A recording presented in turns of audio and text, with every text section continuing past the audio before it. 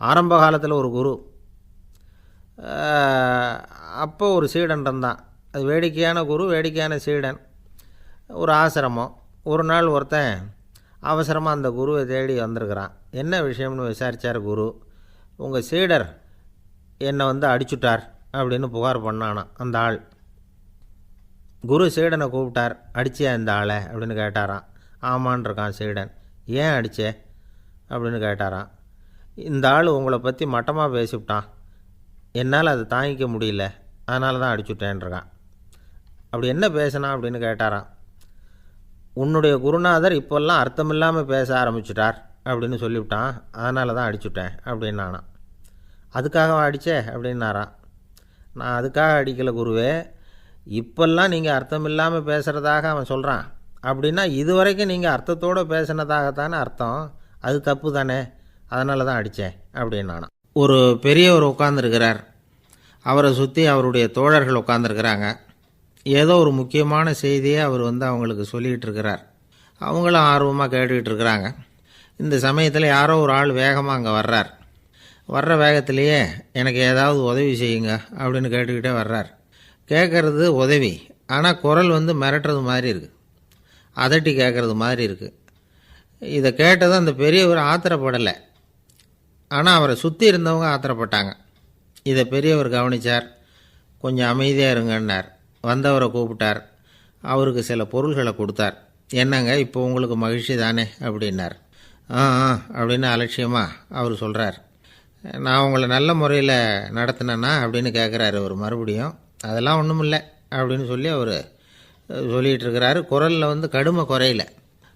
சுற்றி இருந்தவங்களால் இதை பொறுத்துக்க முடியல. கோபத்தோடு அவரை நோக்கி நெருங்க ஆரம்பித்தாங்க. பெரியவர் அவங்களையெல்லாம் தடுத்து நிறுத்தினார். வந்தவரை வாங்க என்னோட அப்படின்னு சொல்லி அழைச்சிட்டு போனார். வீட்டுக்கு போனார். அங்கே போனதும் இன்னும் சில பொருள்களை எடுத்து அவர்கிட்ட கொடுத்தார். இப்போ திருப்தி தானே, நான் உங்ககிட்ட நல்ல முறையில் நடந்துக்கிட்டேனா அப்படின்னார். அவர் முகம் இப்போ தான் கொஞ்சம் மலர்ந்தது. ரொம்ப நன்றி, இறைவன் உங்கள் குடும்பத்துக்கு எல்லா நன்மைகளையும் செய்வான் அப்படின்னு சொன்னார். இதே வார்த்தைகளை என்னுடைய தோழர்கள்கிட்டே சொல்லிட்டீங்கன்னா அவங்க கோபம் தணிஞ்சிரும், வர முடியுமான்னார். கண்டிப்பாக வர்றேன் அப்படின்னாரு. மறுநாள் காலையில் அந்த இடத்துக்கு வந்தார். அதே மாதிரி சொல்லிவிட்டு அவர் போயிட்டார். தோழர்கள்லாம் ரொம்ப வியப்போடு பெரியவரை பார்த்தாங்க. அந்த பெரியவர் தான் நபிகள் நாயகம்.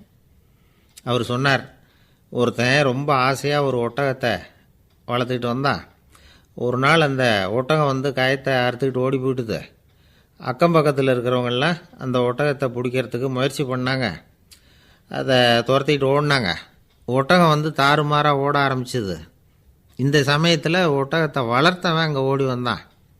நீங்கள் அதை ஒன்றும் செய்ய வேணாம், விட்டுருங்க, அதோட சுபாவம் எனக்கு நல்லா தெரியும், அதை சுலபமாக என்னோடய வழிக்கு கொண்டுட்டு வந்துட முடியும், நான் பார்த்துக்கிறேன், விட்டுருங்கோ அப்படின்னா. எல்லோரும் விலகி போயிட்டாங்க. இவன் என்ன செஞ்சான் தெரியுமா?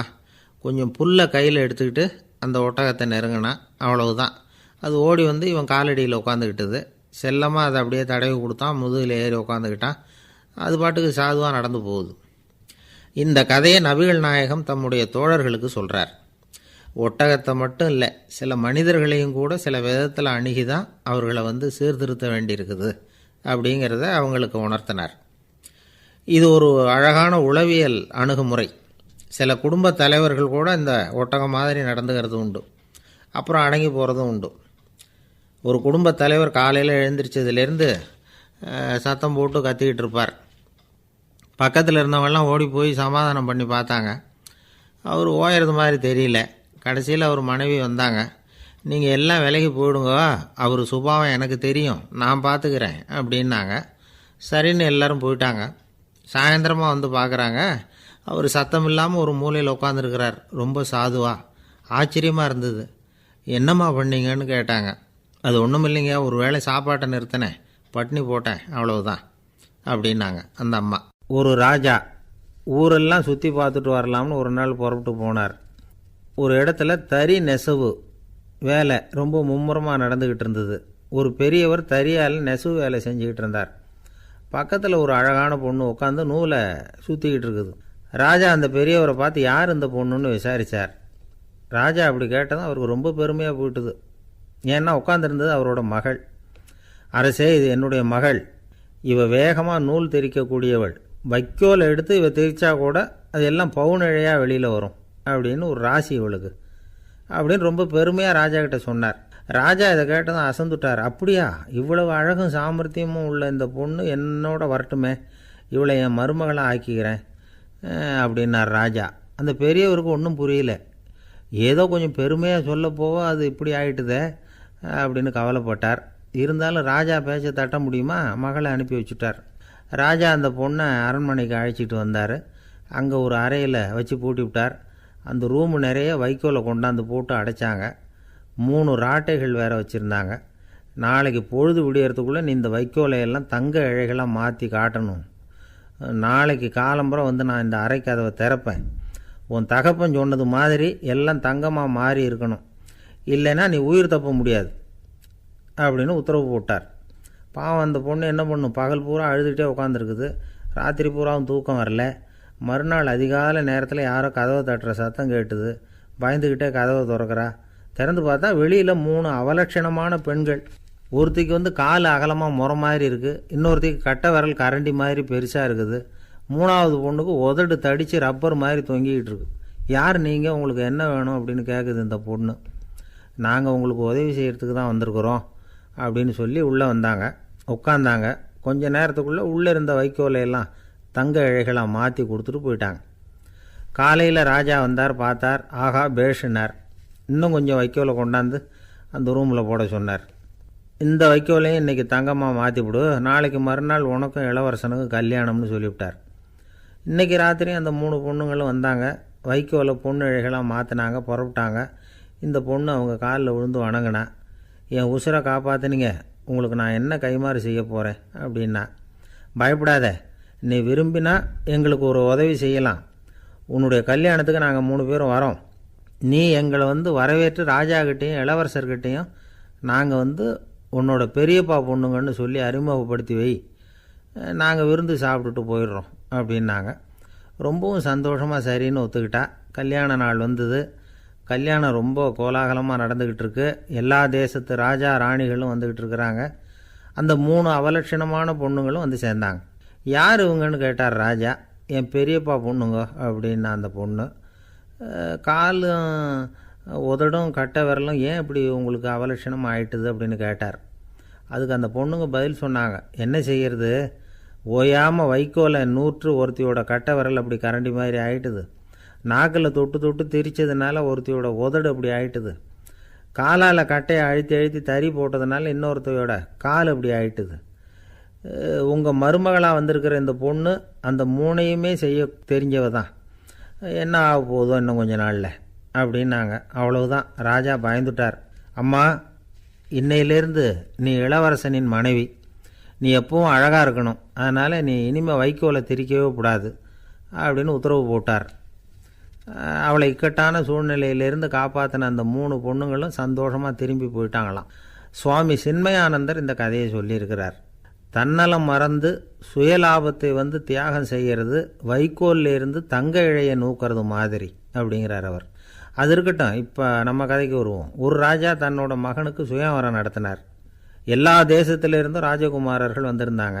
ராஜகுமாரியை கல்யாணம் பண்ணிக்கலாம்ங்கிற ஆசையில் சுயம்பர மண்டபத்திலேருந்து எல்லா ராஜகுமாரர்களும் அலறி அடிச்சுக்கிட்டு வெளியில் ஓடி வந்துக்கிட்டு இருக்கிறாங்களாம்.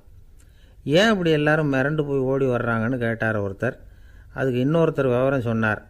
ராஜகுமாரியை இன்றைக்கி தான் அவங்க நேரில் பார்த்தாங்களாம், அதுதான் அப்படி ஓடி வந்துக்கிட்டு இருக்கிறாங்க அப்படின்னார். ஒரு தடவை நாரதர் ஒரு தெரு வழியாக போய்கிட்டு இருந்தார். வழியில் ஒருத்தர் வேத சாஸ்திரம்லாம் படிச்சுக்கிட்டு உட்காந்துருந்தார். அவர் நாரதரை பார்த்து எங்கே போயிட்டுருக்குறீங்கன்னு கேட்டார். கடவுளை பார்த்துட்டு வரலாம்னு போயிட்டுருக்கிறேன் அப்படின்னார் நாரதர். அப்படின்னா அவர்கிட்ட எனக்கு எப்போ முக்தி கிடைக்கும்னு கேட்டுட்டு வாங்களேன் அப்படின்னார் இவர். சரி, கேட்டு வரேன் அப்படின்னு சொல்லிவிட்டு நாரதர் நடந்தார். கொஞ்சம் தூரத்தில் ஒரு மரத்தடியில் ஒரு தொழிலாளி செருப்பு தைச்சிக்கிட்டு உட்காந்துருந்தார். அந்த ஆளும் அதே மாதிரி கேட்டுக்கிட்டார். எனக்கு எப்போ முக்தி கிடைக்கும்னு கடவுள்கிட்ட கேட்டுக்கிட்டு வாங்களேன்னார். அவர்கிட்டையும் சரின்னு சொல்லிவிட்டு நாரதர் நேராக வைகுண்டத்துக்கு வந்து சேர்ந்தார். கடவுளை பார்த்தார். இவங்க 2 பேரும் சொல்லி அனுப்பின விஷயத்தை பற்றி கேட்டார். அதுக்கு கடவுள் சொன்னார், அந்த செருப்பு தைக்கிற தொழிலாளி உடல் நீத்ததும் உடனே என்னை வந்து அடைவான். ஆனால் அந்த சாஸ்திரம் படித்த ஆள் இப்போதைக்கு என்கிட்ட வந்து சேரமாட்டான். அவன் இன்னமும் பல பிறவிகள் எடுத்து அங்கேயே இருக்க வேண்டியிருக்குது. எப்போ இங்கே வந்து சேருவான்னு எனக்கே தெரியாது அப்படின்னார். நாரதருக்கு இதோட ரகசியம் என்னங்கிறது புரியல. எனக்கு ஒன்றும் புரியலையேன்னாராம் கடவுள்கிட்ட.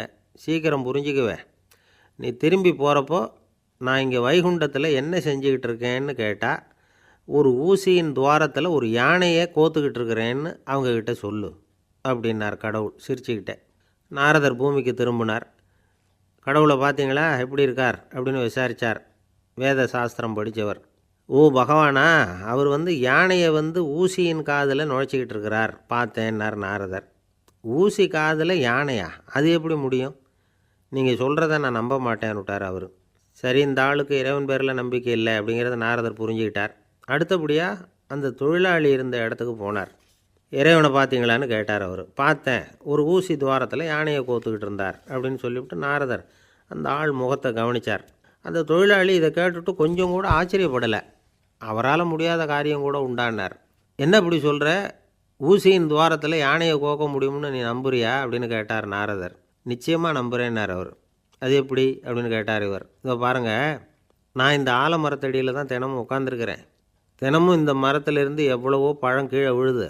இந்த பழத்தில் இருக்கிற ஒவ்வொரு விதையிலேயும் உள்ள ஒரு ஆலமரம் இருக்குது.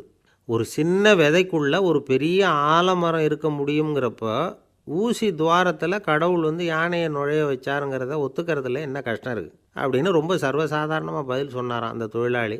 நாரதர் யோசனை பண்ணார். இந்த தொழிலாளி வேத சாஸ்திரங்களையெல்லாம் படிக்கலைன்னா கூட அறிவுபூர்வமாக சிந்தித்து இறைவனை நம்புகிறான். அதனால தான் கடவுள் இந்த ஆளுக்கு சீக்கிரம் முக்தி கிடைக்கும்னு சொன்னார் அப்படிங்கிறத புரிஞ்சுக்கிட்டாராம். இந்த கதையில் வர்ற கடவுள், நாரதர், வைகுண்டம் இதெல்லாம் ஒரு பக்கம் இருக்கட்டும், ஒரு சின்ன விதைக்குள்ளே ஒரு பெரிய ஆலமரம் தூங்கிக்கிட்டு இருக்குது அப்படிங்கிற உண்மை, அந்தரத்தில் 1000 கிரகங்கள் சுற்றிக்கிட்டு இருக்குங்கிற உண்மை, இதெல்லாம் நாம் பார்த்துக்கிட்டு தானே இருக்கிறோம். இந்த உண்மைகள் அதிசயமாக நமக்கு தெரியறதுனால அதை நம்பாமல் இருந்துட முடியாது. இயற்கையை பரிபூர்ணமாக நம்புங்கள், அந்த நம்பிக்கையே நம்ம வாழ்க்கைக்கு ஆதாரம் அப்படிங்கிறத விளக்கிறதுக்காக தான் இந்த கதை. இந்த காலத்தில் நம்ம பிள்ளைங்களுக்கெல்லாம் இது மாதிரி நம்பிக்கை அதிகமாகவே இருக்குது. ஒரு நாள் ஒரு சின்ன பையன்கிட்ட கேட்டேன், ஏன்பா கடவுள் ஒரு பானைக்குள்ளே ஒரு யானையை நுழைய வச்சுட்டாருன்னு சொன்னால் அதை நீ நம்புவியா அப்படின்னு கேட்டோம். நம்புவேன் சார், அது ஒன்றும் பெரிய அதிசயம் இல்லைன்னா. எப்படிறான்னு கேட்டோம். எப்படின்னா அந்த பானை அந்த யானையை விட பெருசாக இருந்திருக்கும், அவ்வளவுதான் அப்படின்னு சொல்கிறான். ஒரு ஊரில் ஒரு ராஜா இருந்தார். அவர் அடிக்கடி காட்டுக்கு வேட்டையாட போவார். சில நண்பர்களையும் கூட அழைச்சிக்கிட்டு போவார். காட்டுக்கு போனதும் ஆளுக்கு ஒரு பக்கமாக போய் வேட்டையாடுவாங்க. சாயந்தரமாக திரும்பி வருவாங்க. மறுநாள் அரண்மனையில் உட்காந்து ஒவ்வொருத்தரும் அவங்க அனுபவங்களையெல்லாம் சொல்லிக்குவாங்க. அவங்க வீரத்துக்கு தகுந்த மாதிரி பரிசை அந்த ராஜா கொடுப்பார். இது மாதிரி ஒரு தடவை எல்லோரும் வேட்டைக்கு போயிட்டு திரும்பி வந்ததும் உட்காந்து பேச ஆரம்பிச்சிருக்கிறாங்க. ஒருத்தன் சொன்னான், தன்னுடைய வீர தீர செயலை பற்றி அளக்க ஆரம்பிச்சிட்டான். ஏன்னா அதுக்கு பரிசு கிடைக்க போகுதில்ல, அதனால். அவன் என்ன சொன்னான் தெரியுமா? அரசே, நேற்றுக்கு காட்டில் என்னாச்சு தெரியுமா? எனக்கு நேராக ஒரு சிங்கம் வாயை திறந்துக்கிட்டு வந்துட்டுது. நான் பயப்படவே இல்லை. உடனே ஒரு கல்லை எடுத்து குறி பார்த்து வீசினேன். சிங்கத்து வாய்க்குள்ளே போய் அந்த கல் மாட்டிக்கிட்டுது. அவ்வளவுதான். அந்த சிங்கம் என்னை பார்த்துட்டு பயந்துட்டு ஒரே ஓட்டமாக திரும்பி ஓடி போயிட்டுது அப்படின்னா. ஆஹா பலே அப்படின்னு எல்லோரும் கை தட்டினாங்க. ரெண்டாவது ஆள் ஒருத்தன் எழுந்திரிச்சான். அவன் சொல்ல ஆரம்பித்தான், அரசே, நான் போன வழியில் 2 பெரிய மலைப்பாம்பு கிடந்தது. என்னை முழுங்கிறதுக்கு வந்தது. நான் என்ன பண்ணேன் தெரியுமா? அந்த 2 பாம்போட வாலையும் ஒன்றா சேர்த்து முடிச்சு போட்டுட்டேன். அவ்வளவுதான். அது அங்கே இழுக்க இது இங்கே இழுக்க முடிச்சு நல்லா இறுகி போட்டுது அப்படின்றான். ஆஹா அற்புதம்னு சொல்லி எல்லாரும் கை தட்டினாங்களாம். அடுத்தபடியாக 3வது ஆள் ஒருத்தன் வந்தான். அவன் சொல்ல ஆரம்பித்தான், மன்னா, நான் போன பாதையில் குறுக்க ஒரு ஆறு, அதில் இறங்கி குளித்தேன். யாரோ காலை பிடிச்சி இழுக்கிறது மாதிரி இருந்தது. திரும்பி பார்த்தா ஒரு பெரிய முதலை. நான் உடனே அப்படியே ஒரு துள்ளல் துள்ளி அது முதுகில் போய் உக்காந்துக்கிட்டேன். அதை அப்படியே கரைக்கு நீந்த வச்சேன். கரைக்கு சேர்ந்ததும் அப்படியே ஒரே துள்ளி குதித்து கரைக்கு வந்துட்டேன் அப்படின்றான். அவன் தன்னுடைய வீரத்தை அப்படி சொல்லியிருக்கான். அடடா எப்பேற்பட்ட வீரம் அப்படின்னு எல்லாரும் கை தட்டினாங்களாம். 4வது ஆள் எழுந்திரிச்சான். மன்னா, நான் போன இடத்துல ஒரு கரடி என்னை துரத்த ஆரம்பிச்சுட்டுது. நான் ஒரு மலை உச்சிக்கு வந்துட்டேன். அதுக்கப்புறம் ஒரு அடி எடுத்து வச்சாலும் அதில் பாதாளத்தில் விழ வேண்டியது தான். அந்த நேரம் பார்த்து ஒரு பெரிய ராட்சச கழுகு அந்த பக்கமாக பறந்து வந்தது. நான் உடனே அப்படியே உயர எழும்பி அந்த கழுகோட காலை பிடிச்சிக்கிட்டேன். அப்படியே தொங்கிக்கிட்டே வந்தேன். ஒரு நல்ல இடம் வந்ததும் தொப்புன்னு கீழே குதித்து நடந்து வந்துட்டேன்னா. இதுக்கும் எல்லோரும் கை தட்டுறாங்க. கடைசியாக ஒரு ஆள் எழுந்திரிச்சான். அரசே, நான் போன வழியில் ஒரு பெரிய யானை குறுக்க வந்தது, பயங்கரமாக சத்தம் போட்டுக்கிட்டே வந்தது. நான் பயந்து ஓடலை. உடனே என்ன பண்ணேன் தெரியுமா? அந்த யானையோட வாலை பிடிச்சி தூக்கினேன், தலைக்கு மேலே தூக்கி கரன்னு சுற்றினேன், வேகமாக சுற்றி வீசி எறிஞ்சேன், அவ்வளவுதான். அதே ஸ்பீடில் அந்த யானை மேலே போக ஆரம்பிச்சுட்டுது. இன்னும் கூட அது போய்கிட்டே தான் இருக்குது, கீழே விழவே இல்லைன்னா. இதை கேட்டதும் ராஜாவுக்கு கோபம் வந்துட்டுது. என்ன முட்டாள்னு நினச்சிக்கிட்டு பேசுகிறியா?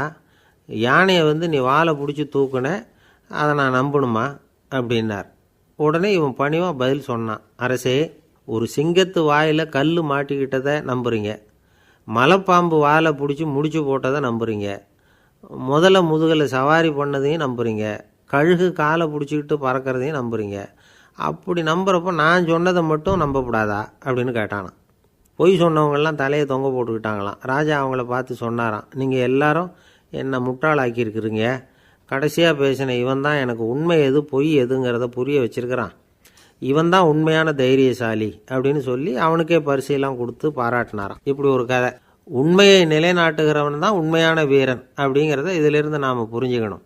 இந்த காலத்துல எல்லாம் பொய் சொன்னால் தான் பிழைக்க முடியுங்கிறது ஒரு சில பேரோட நம்பிக்கை.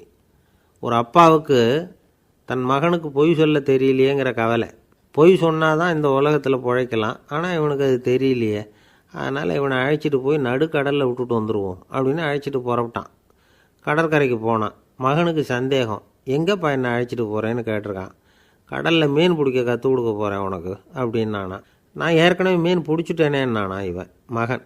எங்கே அதுன்னு கேட்டிருக்கான் அப்பங்காரன். சுட்டு சாப்பிட்டுட்டேன்ருக்கான் புள்ள. அப்பங்காரன் பார்த்தான், சரி நம்ம புள்ள பொழைச்சிக்கோ அப்படின்னு சொல்லி திருப்பி அழைச்சிட்டு வந்துட்டானா. ஒரு ஆள் அசையாமல் கிடக்கிறார், அவர் இருக்காரா போயிட்டாராங்கிறத எப்படி முடிவு பண்ணுறோம்?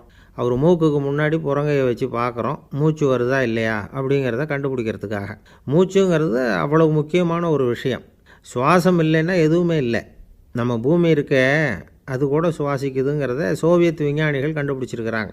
பூமிக்கு மேலே இருக்கிற மண் அடுக்கில் காற்றில் உள்ள ஆக்சிஜன் ஆக்சிகரணம் அடையுது அப்படின்னு தான் இதுவரைக்கும் எல்லோரும் நம்பிக்கிட்டு இருந்தாங்க. ஆனால் இப்போ என்ன கண்டுபிடிச்சிருக்கிறாங்கன்னா, அந்த ஆக்சிஜன் பூமிக்குள்ளே 1 கிலோமீட்டர் ஆழம் வரைக்கும் ஊடுருவி போகுதான். பூமிக்குள்ளே 2 பக்கமும் பல கிலோமீட்டர் வரைக்கும் பரவுதான்.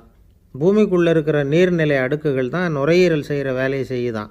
நம்ம உடம்புல நுரையீரல் இல்லைன்னா ஒன்றும் நடக்காது. ஒரு மரத்தை தலைகீழாக தொங்க போட்டால் எப்படி இருக்கும் அப்படி யோசிச்சு பாருங்கள். அப்படி தான் இதுவும், நுரையீரலும் அப்படி தான் இருக்கும்.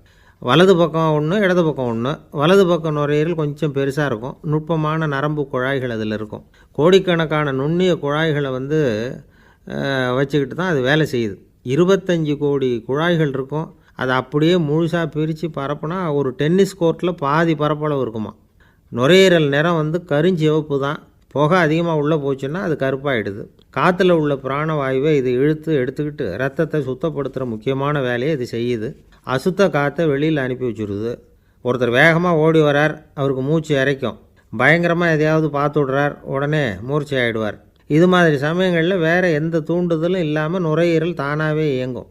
இப்படி ஒரு அவசியம் ஏற்படுறப்போ இயக்கத்தை தூண்டி விடுற முக்கியமான இணைப்பு மூளைக்கு கீழே முதுகு எலும்புக்கு மேற்பகுதியில் இருக்குது. அது உடனே சுவாசத்துக்கு அவசர உதவியை கொடுக்குது. இப்போ ஒருத்தர் பேசாமல் உட்காந்துருக்கார். இந்த சமயத்தில் அவருக்கு 1 பங்கு காற்று தேவைப்படுதுன்னு வச்சுக்கோங்க. அவர் எழுந்திரிச்சு நடக்கும் பொழுது 1.5 மடங்கு தேவைப்படும். ஓடினார்னா 3 மடங்கு தேவைப்படும். படுத்துருக்கிறப்ப 1/2 மடங்கு தான் தேவைப்படும். இதுக்கு நிமிஷத்துக்கு 16 தடவை மூச்சு விட்டாகணும். இப்படி சாதாரணமாக உள்ளே இழுக்கிற காற்று கொஞ்சம்தான் இருந்தாலும் இது மாதிரி 8 மடங்கு காற்றை உள்ளே இழுத்து வச்சுக்கிற சாமர்த்தியம் நுரையீரலுக்கு இருக்குதான். தண்ணி, நுண்கிருமிகள், ரசாயன பொருள் இப்படி எது உள்ளே போனாலும் நுரையீரல் சமாளிச்சுக்கும். 30 வருஷமாக விடாத புகை பிடிக்கிறவர் தொடர்ந்து உள்ளே அனுப்பி வைக்கிற புகையை கூட சமாளிக்குதுன்னா பார்த்துங்களேன். உள்ளே போகிற புகை நுட்பமான சுவாச முடிச்சுகளை அழிச்சு விடுது. கறி புகை அது மேலே படிஞ்சு உபயோகம் இல்லாமல் பண்ணிவிடுது. ஆனாலும் தேவைக்கு அதிகமாக 8 மடங்கு கூடுதலாக சுவாச முடிச்சுகள் நம்ம உடம்புக்குள்ளே இருக்கிறதுனால சமாளிக்க முடியுது. சமாளிக்க முடியலன்னா சில சமயம் மூச்சு திணறும். அதை ஒரு எச்சரிக்கையாக எடுத்துக்கிட்டு புகை பிடிக்கிற பழக்கத்தை விட்டுடணும். அதுதான் நல்லது. ஆனால் அப்படி யார் விடுறது? இணை பிரியாத 2 நண்பர்கள் இருந்தாங்களாம். 2 பேரும் விடாமல் சிகரெட்டு குடிக்கிறவங்க. அதில் ஒருத்தன் செத்து போட்டான். இன்னொருத்தன் அதுக்கப்புறம் ரெண்டு ரெண்டு சிகரெட்டாக குடிக்க ஆரம்பித்தானான். ஏன் இப்படி பண்ணுறேன்னு கேட்டிருக்காங்க. நான் ஒரு சிகரெட்டு தான் குடிக்கிறேன், செத்து போன என்னுடைய ஃப்ரெண்டு இருக்கானே செத்து போனவன், அவனுக்காக இன்னொரு சிகரெட்டு குடிக்கிறேன் அப்படின்னு நானான். இது ரொம்ப ஆபத்து, விட்டுடு அப்படின்னு சொல்லியிருக்காங்க. சரின்னு ஒத்துக்கிட்டான். ஆனால் அதுக்கப்புறமும் ஒரு சிகரெட் வீதமாக குடிச்சிக்கிட்டே இருந்தான். சிகரெட்டு பழக்கத்தை நீ இன்னும் விடலையான்னு கேட்டாங்களாம். அந்த பழக்கத்தை நான் எப்போவோ விட்டுட்டேன், இப்போ நான் குடிக்கிறது என் ஃப்ரெண்டுக்காக அப்படின்னு நானான். இவங்கெல்லாம் எப்படி திருந்துறது? என்னை விட யோக்கியம் இந்த உலகத்தில் வேறு யாரும் இல்லை சார் அப்படின்னார் ஒருத்தர். அவரை விட அயோக்கியன் வேறு யாரும் இருக்க முடியாதுங்கிற முடிவுக்கு கேட்டவங்க வந்துட்டாங்களாம். மனுஷனுக்கு இருக்கிற ஒரு மிகப்பெரிய குறையே தன்கிட்ட இருக்கிற குறை அவனுக்கு தெரியாமல் போகிறது தான். ஆனால் அடுத்தவங்ககிட்ட இருக்கிற குறை இவனுக்கு தெளிவாக தெரிஞ்சிடும். ஒரு ஒட்டகம் ஒரு கொக்கை பார்த்து ஒரு கேள்வி கேட்டுதான். என்ன கேள்வி தெரியுமா? உன் கழுத்து ஏன் இப்படி வளைஞ்சி போயிருக்குது அப்படின்னு கேட்டிருக்கு. இதுக்கு உடம்பே வளைச்சல். இது போய் கொக்கை கிண்டல் பண்ணுது. இன்றைக்கி மனித சுபாவமும் கிட்டத்தட்ட இப்படி தான் இருக்குது. இந்த உலகத்தில் குறையில்லாத மனிதர்கள் யாரும் கிடையாது, நாம் உள்பட அப்படிங்கிறத முதல்ல நாம் நல்லா புரிஞ்சுக்கணும். ஒரு ஊரில் ஒரு விற்பனை நிலையம் இருந்தது. செல்ல பிராணிகளை விற்பனை செய்கிற நிலையம் அது. நாய், கிளி, பூனை இப்படி நிறைய வச்சு விற்பனை பண்ணிகிட்ருக்குறாங்க. நாய்க்குட்டி விற்பனை செய்கிற பகுதியில் ஒரு சிறுவன் நின்றுக்கிட்டு இருந்தான். விற்பனை செய்கிற ஆளுகிட்ட விலை கேட்டுக்கிட்டு இருந்தான். அதோ இருக்குதே அந்த நாய்க்குட்டி என்ன விலை அப்படின்னு கேட்டானா. 1000 ரூபா அப்படின்னாரான். சரி அது வேணாம், இது என்ன விலைன்றிருக்கான். 500 ரூபா அப்படின்னாரான். இந்த சின்ன பையன் கையில் வச்சுருந்தது வெறும் 50 ரூபா தான். அதனால் இதை விட குறைச்சலாக கிடைக்குமான்னு பார்த்துருக்கான். அந்த கடையில் ஒரு மூலையில் சரியாக கவனிக்கப்படாமல் ஒரு நாய்க்குட்டி படுத்து கிடந்தது. பாவமாக கத்திக்கிட்டு இருந்தது. அதை பார்த்ததுமே இவனுக்கு அது ரொம்ப பிடிச்சி போச்சு. உடனே அந்த கடைக்காரரை பார்த்து, அதுவும் அந்த மூலையில் படுத்து கிடக்குதே அந்த நாய்க்குட்டி என்ன விலை அப்படின்னு கேட்டிருக்கான். தம்பி, அது ஒரு கால் ஊனம், அதனால் அது உன்னோட குதித்து விளையாடவோ ஓடுறதோ அதால் முடியாத காரியம் அப்படின்ட்டுருக்கார் அவர். அது தெரிஞ்சுதாங்க கேட்குறேன், அதோட விலை என்ன அதை மட்டும் சொல்லுங்களேன் அப்படின்ட்டுருக்கான். தம்பி, இது வந்து கால் ஊனம் உள்ள ஒரு நாய். இதை போய் காசு கொடுத்து வாங்கிறதுக்கு யாராவது பிரியப்படுவாங்களா? இதை நான் உனக்கு இலவசமாகவே தர்றேன், எடுத்துகிட்டு போ அப்படின்னாரான். இதை கேட்டதும் அந்த சிறுவனுக்கு கோவம் வந்துட்டு தான். நீங்கள் ஒன்றும் சும்மா கொடுக்க வேணாம், இந்தாங்க 50 ரூபா, இதை வச்சுக்கிட்டு நாய்க்குட்டியை கொடுங்க அப்படின்ட்டுருக்கான். அவருக்கு ஒன்றும் புரியல, ஆச்சரியமாக இருந்தது. சரின்னு பணத்தை வாங்கிட்டு நாய்க்குட்டியை தூக்கி கொடுத்தார். அந்த சிறுவன் அந்த நாய்க்குட்டியை 2 கையாலையும் வாங்கினா, மார்போடு பிரியமாக சேர்த்து அணைச்சிக்கிட்டான். தெருவில் இறங்கி நடக்கிறான். அப்படி நடக்கும்பொழுது தான் பார்க்குறார், கடைக்காரர் வந்து ஆச்சரியமாக அவனை பார்க்குறார். அப்போ தான் அவருக்கு ஒரு விஷயம் புரியுது. அந்த சிறுவன் தெருவில் நாய்க்குட்டியை மார்போடு அணைச்சிக்கிட்டு விந்தி விந்தி நடந்து போய்கிட்டு இருக்கிறான். ஆமாம், அவனுக்கும் ஒரு கால் ஊனம். இந்த நாய்க்குட்டியை யாருமே வாங்க மாட்டாங்கன்னு நினச்சிக்கிட்டு இருந்தார். குறையுள்ள அதுக்கும் ஒரு எஜமானன் கிடச்சிட்டான். அதனால் ஊனம் ஒரு குறை இல்லை அப்படிங்கிற உண்மையை அந்த கடைக்காரர் புரிஞ்சுக்கிட்டாரான். நம்மால் ஒருத்தர் கொஞ்சம் வயசானவர், எழுந்திரிச்சு சரியாக நடக்க முடியாது, சாய்வு நாற்காலியிலேயே எப்பவும் உட்காந்துருப்பார். அவர் தனக்கு துணையாக ஒரு நாயை பக்கத்தில் வச்சுருந்தார். அதுவும் ரொம்ப வயசான ஒரு நாய், எழுந்திரிக்கவே சிரமப்படும், நடக்கவும் முடியாது. அவர் பக்கத்துலேயே இதுவும் சோர்ந்து போய் படுத்து கிடக்கும். அந்த பெரியவரை பார்க்க வந்த ஒருத்தர் கேட்டார், ஏங்க, ஒரு சின்ன பையனை உங்களுக்கு துணையாக வச்சுக்கக்கூடாதா? இந்த நாயை உங்களுக்கு பாதுகாப்பாக வச்சுருக்கிறீங்களே, உங்களுக்கு ஒரு ஆபத்துன்னா இது எப்படி உங்களுக்கு உதவ முடியும் அப்படின்னார். அப்போ அவர் சொன்னாராம், எனக்கு ஒரு ஆபத்துன்னா அந்த சமயத்தில் இந்த நாய் என்னை தனியாக விட்டுட்டு ஓடி போயிடாமல் இருக்கணும்ல, அதுக்காக தான் இதை நான் வச்சுருக்கிறேன் அப்படின்னாராம். நம்மளில் சில பேர் ரொம்ப தைரியமாக இருப்பாங்க. நாம் கூட சொல்கிறது உண்டு, அந்த ஆளுகிட்ட வர்றதுக்கு எமன் கூட பயப்படுவான் அப்படின்னு சொல்கிறது உண்டு. தைரியசாலிகளை நெருங்கிறதுக்கு யமன் பயப்படுவான் அப்படின்னு சொல்கிறது உண்மை தான், அது பொய் இல்லை. மன வலிமை இருக்குது பாருங்கள், அது மனுஷனை காப்பாற்றும். இது வந்து மருத்துவ ரீதியான உண்மை. உடல் கோளாறுகள் மன ஆரோக்கியத்தை பாதிக்கும். மன எழுச்சி, மன போராட்டம் இதெல்லாம் வந்து உடல் இயக்கத்தில் மாறுதலை உண்டாக்குது. சில வகையான நோய்களுக்கும் மனசுக்கும் இருக்கிற சம்பந்தம் என்னங்கிறத பற்றியெல்லாம் இப்போ ஆராய்ச்சி பண்ணுறாங்க. ஆஸ்மா, மூட்டு வலி, பெருங்குடல் அழற்சி, உயர் இரத்த அழுத்தம், சோரியாசிஸுங்கிற தோல் வியாதி, வயிற்று புண்ணு, இந்த தைராய்டு நச்சுத்தன்மை, இது மாதிரி நோய்களை உண்டாக்குறதுல மனசோட பங்கு என்னங்கிறத பற்றியெல்லாம் ஆய்வு பண்ணி பார்த்துருக்குறாங்க. எதுக்கு எடுத்தாலும் சோர்ந்து போகிறது, தோண்டு போகிறது, இப்படிப்பட்ட மனவாகு, அதோட யாரும் நமக்கு உதவ முடியாது அப்படிங்கிற மனோபாவம், கைவிடப்பட்ட மனநிலைமை, இதெல்லாம் வந்து நோயோட தீவிரத்தை ரொம்ப அதிகரிக்க செய்யுதான். இவங்கெல்லாம் அந்த கை கால் வலிக்குது, உடம்பு அசதியாக இருக்குது, தூக்கம் வரல, முதுகு வலிக்குது, உடம்பில் உணர்ச்சி குறையுது, கை கால் விரல்லாம் மரத்து போகுது, இப்படி ஏதாவது சொல்லிக்கிட்டு டாக்டர்களை தேடி வந்துக்கிட்டு இருப்பாங்க. நெஞ்சு வலி யாருக்கு வருது தெரியுமா? பதற்றம், போட்டி மனப்பான்மை, அளவுக்கு அதிகமான வேகம், துடிப்பு, பேராசை, இதுலேயும் கட்டுப்பாடு, நேரம் தவறாமை, அப்புறம் இதெல்லாம் உள்ள மனவாக உள்ளவங்க இருக்கிறாங்கல்ல, அவங்க பெரும்பாலும் நெஞ்சு வலிக்கு ஆளாயிடுறாங்களாம். ஃப்ரீட்மேன் அப்படிங்கிறவர் நிறைய ஆராய்ச்சியெல்லாம் பண்ணி பார்த்துட்டு இதை உறுதிப்படுத்தியிருக்கிறார். அவர் பண்ணின ஆராய்ச்சியில் என்னெல்லாம் தெரிய வந்தது தெரியுமா?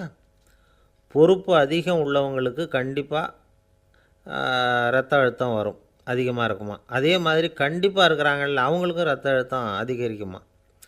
இரத்த அழுத்தம் தனக்கு அதிகமாக இருக்குங்கிறத தெரிஞ்சுக்கிட்டவங்க தலைவலி, மயக்கம், இந்த தலை சுத்தல், அசதி, இது மாதிரியான உணர்வுகளை அவங்களுக்கு வந்துடும், அது மாதிரி உணர்வு.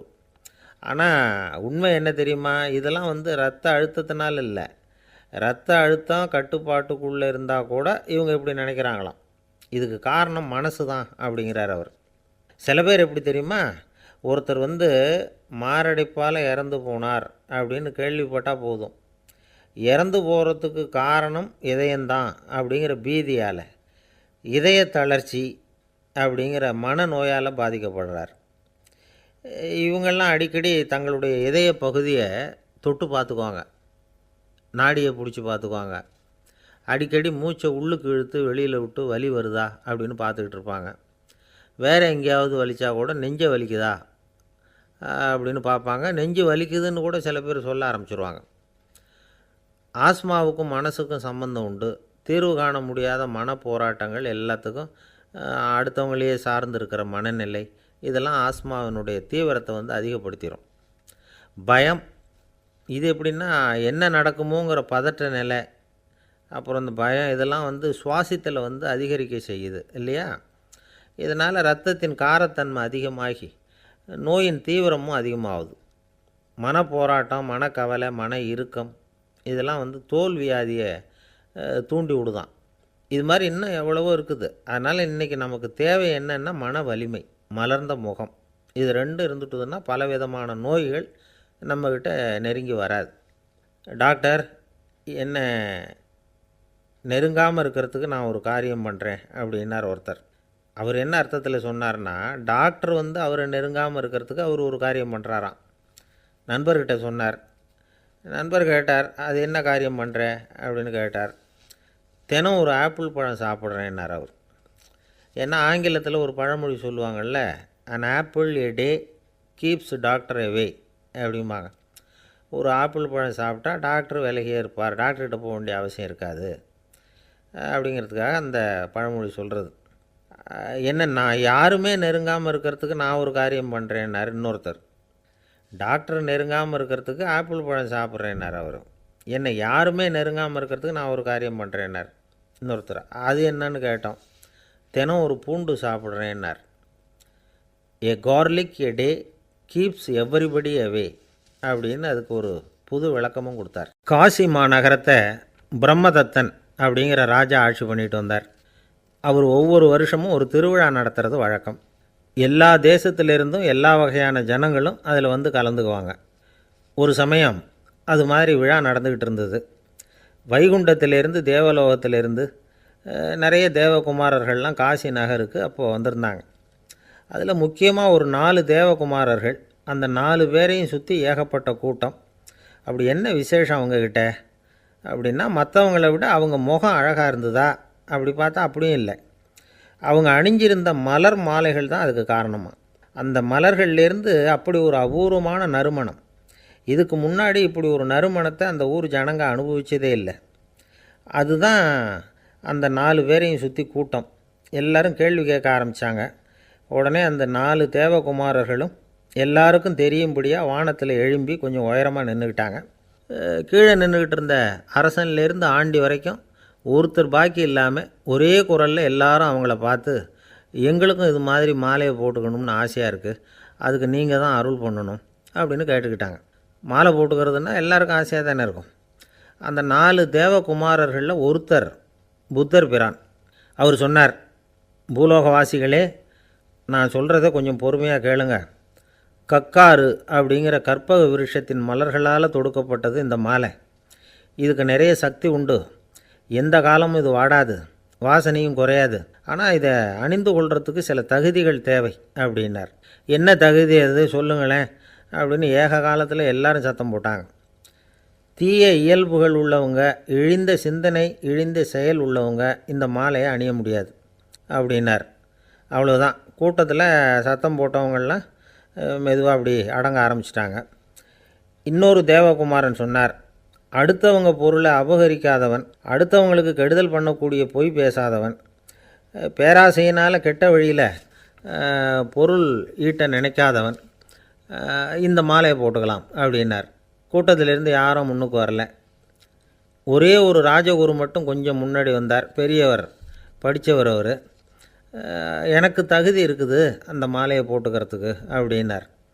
வேறு ஒன்றும் இல்லை, பொய் சொல்லியாவது அந்த மாலையை வாங்கிக்குவோமே அப்படின்னு முடிவு பண்ணிட்டார் அவர். அவ்வளோதான், மாலையை வாங்கிட்டார். அடுத்த தேவகுமாரன் பேசினார். யாருக்கு திடமான அறிவும் மனமும் இருக்குதோ, யாருக்கு நல்ல காரியங்களில் அசையாத ஈடுபாடு இருக்குதோ, நல்ல அரிய பொருள்களை தனியாக தான் மட்டும் அனுபவிக்க விரும்பாதவர் யாரோ அவர் முன்னாடி வந்து இந்த மாலையை வாங்கிக்கலாம் அப்படின்னார். அந்த தகுதியும் எனக்கு இருக்குன்னார் ராஜகுரு. மாலையை வாங்கி போட்டுக்கிட்டார்.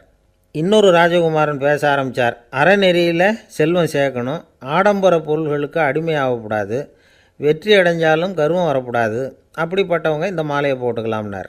துணிஞ்சு பொய் சொல்லி அதையும் வாங்கி கழுத்தில் போட்டுக்கிட்டார் இந்த ராஜகுரு. இன்னொரு ராஜகுமாரன் சொன்னார், சான்றோர்களை நிந்திக்காதவங்க, புறம் பேசாதவங்க இந்த மாலையை போட்டுக்கலாம்னார். அதையும் வாங்கி போட்டுக்கிட்டார். திருவிழா முடிஞ்சுது, எல்லோரும் திரும்பி போயிட்டாங்க. மறுநாள் ராஜகுரு 4 மாலைகளையும் போட்டுக்கிட்டு ராஜசபைக்கு வரார். வந்தவர் ரொம்ப அவஸ்தையோடு வர்றார். மாலையெல்லாம் வாடி போயிட்டுது, வாசனை எதுவும் கிடையாது. அது மட்டும் இல்லை, அவருக்கு கடுமையான தலைவலி வேறு வந்துட்டுது. துடிச்சு போயிட்டார். மாலையை கழட்டவும் முடியல. ஜனங்கள்லாம் அவரை பார்த்து சிரிக்க ஆரம்பிச்சிட்டாங்க. என்னத்துக்கு ஆசைப்படணும், ஏன் இப்படி கஷ்டப்படணும் அப்படின்னு. ராஜா பார்த்தார். மறுபடியும் விழாவுக்கு ஏற்பாடு பண்ணினார். தேவகுமாரர்கள்லாம் வந்தாங்க. ராஜகுரு வந்தார். மக்கள் முன்னிலையில் அவங்க காலில் விழுந்தார், மன்னிப்பு கேட்டுக்கிட்டார். இந்த மாலையை போட்டுக்கிற தகுதி எனக்கு இல்லை. தகுதி இல்லாத ஒருத்தன் தகாத தகுதியை பொய் மூலம் பெறணும்னு ஆசைப்படுறாங்களே, அவங்களுக்கெல்லாம் என்னுடைய தண்டனை ஒரு எச்சரிக்கையாக இருக்கட்டும்னார். அதுக்கப்புறம் தேவகுமாரர்கள் அவர் கழுத்தில் இருக்கிற மாலையை கழட்டினாங்களாம். அந்த மாலைகளும் பழையபடி மனம் கொடுக்க ஆரம்பிச்சுட்டு தான். இதிலேருந்து நாம் தெரிஞ்சுக்க வேண்டியது என்னென்னா, நமக்கு தகுதி இல்லாத ஒரு கௌரவம் நம்மக்கிட்ட தானாக வந்தால் கூட அதை தவிர்த்து விடுறது தான் நல்லது. அதுதான் புத்திசாலித்தனம். ஒருத்தர் வந்தார். சார், எங்கள் இலக்கிய மன்ற விழாவுக்கு நீங்கள் தலைமை தாங்கணும்னார். உடனே இவர் சொன்னார், பேச்சாளர், சார், இலக்கியத்தை பற்றி பேசுகிற தகுதி எனக்கு இல்லையே அப்படின்னார். உடனே அவர் கூப்பிட வந்தவர் சொன்னார், அந்த தகுதி உங்களுக்கு இல்லைங்கிறது எங்களுக்கும் தெரியும் சார், அதனால தான் உங்களை தலைமை தாங்க கூப்பிட்றேன் அப்படின்னார். அது சரி, தலைமைன்னா அதுக்கு இவர் என்ன தான் அர்த்தம் பண்ணுறாருன்னு தெரியல. ஒரே ஒரு ஊரில் ஒரு ராஜா இருந்தார். அவர் பேரில் மக்களுக்கு ரொம்ப மரியாதை. அவ்வளவு நல்லா ஆட்சி புரிஞ்சிக்கிட்டு வந்தார். அவருக்கு வயசாகிட்டுது. அதனால் ஒரு நாள் அமைச்சரை கூப்பிட்டார். இதை பாருங்கள், எனக்கு வயசாகிட்டுது, அதனால் இந்த அரச பொறுப்பையெல்லாம் நீங்கள் ஏற்றுக்குங்க அப்படின்னார். அதுக்கப்புறம் ராணியை கூப்பிட்டார். வா, நாம் இனிமேல் இங்கே இருக்க வேணாம், காட்டுக்கு போய் தவம் பண்ணலாம் அப்படின்னு கூப்பிட்டார். இந்த செய்தி மக்களுக்கு அறிவிக்கப்பட்டது. மக்கள் உடனே கூட்டம் கூட்டமாக அரண்மனைக்கு வர ஆரம்பிச்சிட்டாங்க. மன்னரை போய் பார்க்குறாங்க. அரசே, தாங்கள் எங்களுக்கு தந்தை மாதிரி. நீங்கள் காட்டுக்கு போயிட்டால் நாங்கள்லாம் இங்கே எப்படி இருக்க முடியும்? எங்களுக்கெல்லாம் எந்த துன்பமும் இல்லாமல் பார்த்துக்கிட்டு வர்றீங்க. இது மாதிரியான ஒரு அரசாட்சி இல்லைன்னா மக்கள் வாழ்ந்து என்ன பயன் அப்படின்னாங்க. இருந்தாலும் என்ன பண்ணுறது, வயசாயிட்ட காரணத்தினால இந்த முடிவுக்கு வர வேண்டியிருக்குது அப்படின்னாரா ராஜா. அப்படின்னா நீங்கள் காட்டுக்கு போக வேணாம், நாங்கள் போகிறோம். நாங்கள் அங்கே போய் தவம் பண்ணுறோம், வழிபாடு பண்ணுறோம். கடவுள் வருவார், அவர்கிட்ட வரம் வாங்கிட்டு வந்துடுறோம் அப்படின்னாங்களாம். அப்படி சொல்லிவிட்டு உடனே எல்லோரும் காட்டுக்கு போனாங்க. நாட்டு மக்கள் எல்லாரும் ஒட்டு மொத்தமாக காட்டில் உட்காந்துக்கிட்டு தவம் பண்ணுறதை பார்த்தார் கடவுள். உடனே புறப்பட்டு வந்தார். எல்லோரும் இப்படி உட்காந்துருக்கிறீங்களே, என்ன வேணும் உங்களுக்கு அப்படின்னு கேட்டார். உடனே மக்கள் எல்லாரும் ஒரு குரலில் சொன்னாங்க, சுவாமி, எங்கள் மன்னன் ரொம்ப நாளைக்கு நல்லபடியாக இருக்கணும். அவர் மகிழ்ச்சியாகவும் உடல் நலத்தோடும் இருந்தால் தான் நாங்கள் அமைதியாக வாழ முடியும் அப்படின்னாங்க. சரி, அதுக்கு என்ன செய்யணும் அப்படின்னார் ஆண்டவன். எங்கள் மன்னருக்கு இன்னும் ஒரு 100 வருஷம் ஆயுளை கொடுங்கோ அப்படின்னாங்க. அவ்வளவுதானே, சரி அப்படியே ஆகட்டும் அப்படின்னு சொல்லிவிட்டு ஆண்டவன் போயிட்டார். மக்கள் மகிழ்ச்சியோடு திரும்பி வந்தாங்க. மன்னா, கடவுள் வரம் கொடுத்துட்டார், நீங்கள் 100 வருஷம் வாழ போகிறீங்க அப்படின்னாங்க. இதை கேட்டதும் ராணி ராஜாவை வணங்கி நான் தவம் செய்ய போகிறேன் அப்படின்னு புறப்பட்டாங்க. உடனே மக்கள் என்ன நினச்சாங்க தெரியுமா? ஐயோ, நாம் ராஜாவுக்கு மட்டும்தானே நீண்ட ஆயுள் வேணும்னு வரம் வாங்கினோம், ராணிக்கு வாங்கலையே, அதுதான் கோபத்தில் புறப்பட்டாங்க போல இருக்குது அப்படின்னு நினச்சி வருத்தப்பட்டாங்க. ஆனால் ராணி நினச்சது அது இல்லை.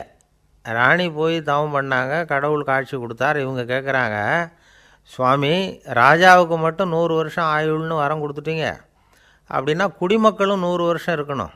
இப்படிப்பட்ட குடிமக்கள் இல்லைன்னா அப்படிப்பட்ட அரசன் இருந்து என்ன பிரயோஜனம் அப்படின்னாங்களாம். ஆண்டவன் பார்த்தார், சரி அவங்களும் 100 வருஷம் வாழ்வாங்க, அது மட்டும் இல்லை நீயும் 100 ஆண்டு காலம் வாழ வரமளிக்கிறேன் அப்படின்னு சொல்லிவிட்டு மறைஞ்சிட்டார். இதில் ஆண்டவன் வர்றதும் மறையிறதும் முக்கியம் இல்லை. இதில் கவனிக்க வேண்டியது ஆள்கிறவனின் விசால மனம், குடிமக்களின் விசால மனம், ஆள்கிறவன் மனைவியினுடைய விசால மனம். இப்படி ஒரு நாடு இருந்துட்டுதுன்னா எப்படி இருக்கும் வாழ்க்கை நினச்சி பாருங்கள். அதனால தான் பெரியவங்கள்லாம் சொல்கிறாங்க, இதய வாசல் திறந்தே இருக்கணும், இதயத்தின் கதவுகளை மூடாதீங்க அப்படின்னு சொல்லுவாங்க. என்கிட்ட ஒருத்தர் சொன்னார், என்னுடைய இதய வாசல் எப்போவும் திறந்தே தான் இருக்குதுன்னார். எதனால் அப்படி சொல்கிறீங்க அப்படின்னு கேட்டோம்.